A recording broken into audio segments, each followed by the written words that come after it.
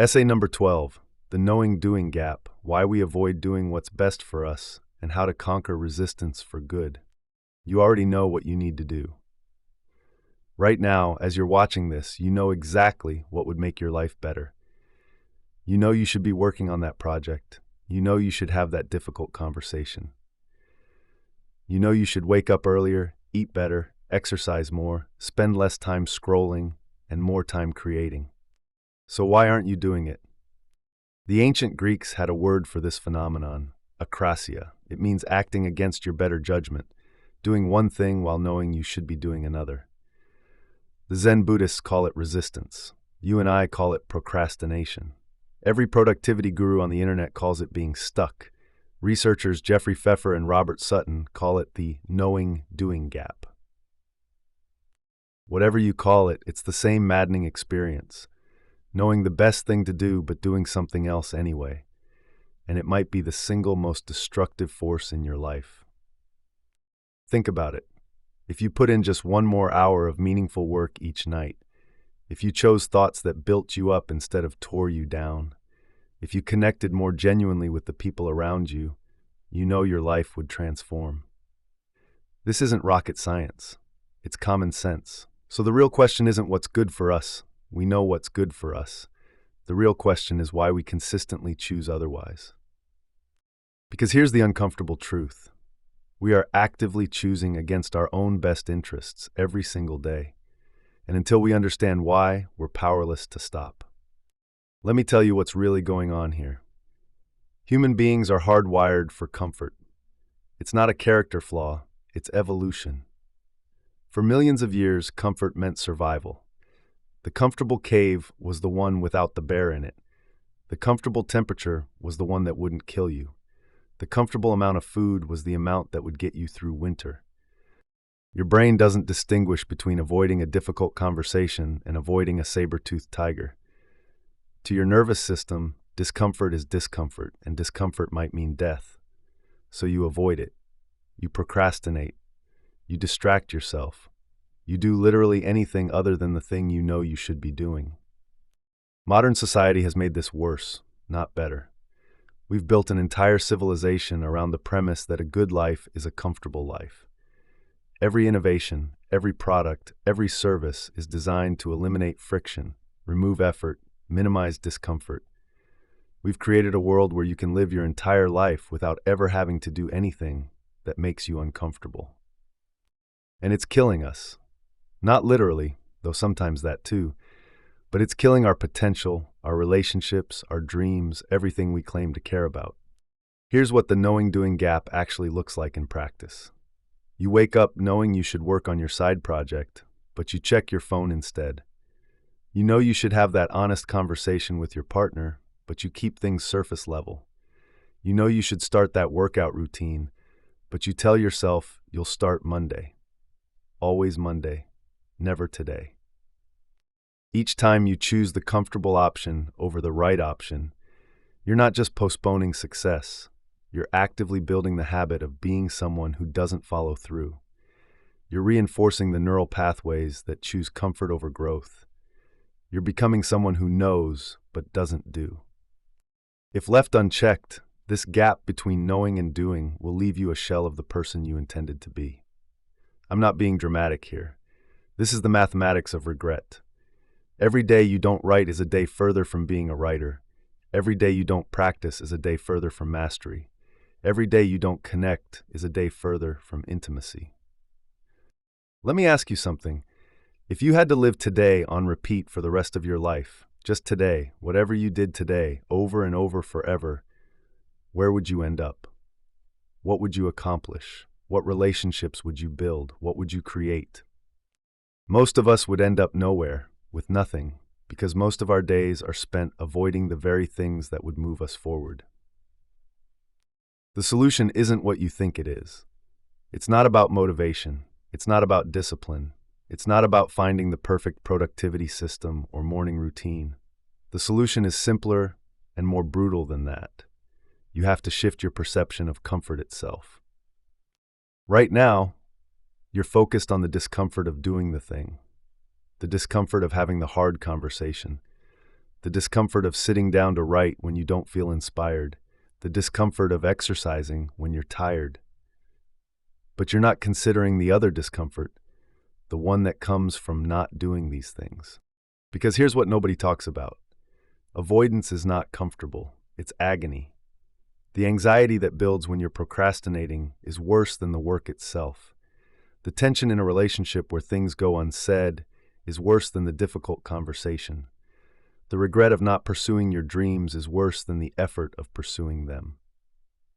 You're going to be uncomfortable either way. The question is, do you want the discomfort of growth or the discomfort of stagnation? Do you want the discomfort of effort or the discomfort of regret? Do you want the discomfort of vulnerability or the discomfort of loneliness?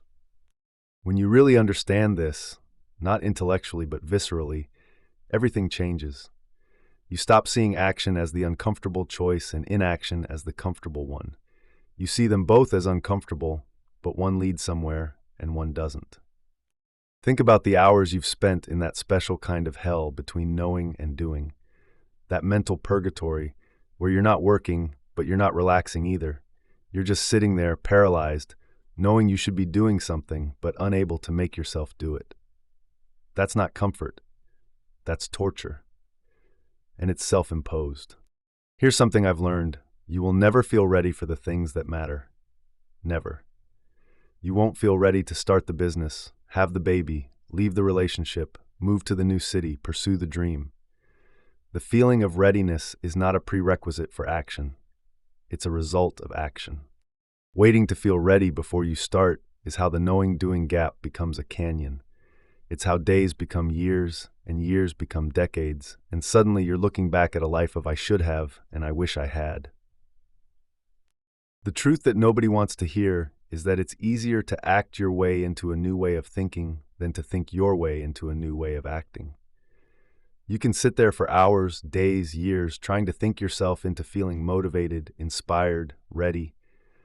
Or you can just start right now with the smallest possible action and let momentum build from there. Because here's what happens when you actually start doing the thing. It's never as hard as you thought it would be. That conversation you've been dreading, it's uncomfortable for 5 minutes, then it's over, and usually it brings you closer. That workout you've been avoiding, the first 5 minutes suck, then your body remembers it actually likes moving. That creative work you've been postponing, once you start, you remember why you wanted to do it in the first place. The anticipation is always worse than the reality. The resistance is always stronger than the actual difficulty of the task. We build these things up in our minds until they become monsters, but when we actually face them, we find they're just tasks, just conversations, just work. Anxiety builds in our idle hours. Fear and resistance thrive when we're avoiding.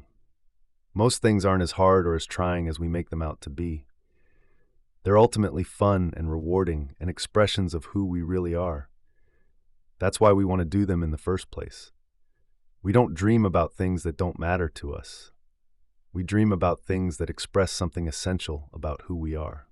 Taking small steps reminds you of this truth. It soothes you in a way that thinking about taking action never will. Every small action is evidence that you're capable. Every follow-through is proof that you can trust yourself. Every difficult conversation that goes well is confirmation that vulnerability is survivable. But you have to start. Not Monday, not when you feel ready, not when conditions are perfect. Now, with whatever time you have, whatever energy you can muster, whatever imperfect action you can take. Because there's something in you, call it your higher self, your potential, your soul, whatever, that knows there's something bigger available to you. It's the part of you that's watching this video. The part that keeps pushing despite the resistance. The part that won't let you settle for comfort when you're capable of greatness. That part of you is trying to make you uncomfortable with less. It's trying to show you that the comfort you're clinging to is actually a prison.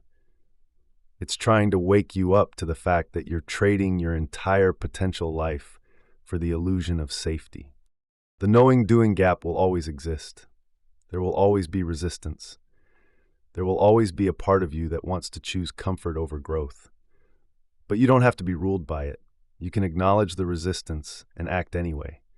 You can feel the discomfort and move through it. You can know that it will be hard and do it anyway. Because on the other side of that gap isn't just achievement or success, it's integrity. It's the alignment between who you are and what you do. It's the peace that comes from knowing you're not betraying yourself anymore. It's the confidence that comes from proving to yourself over and over that you can be trusted with your own life. The gap between knowing and doing is where dreams go to die, but it's also where courage is born.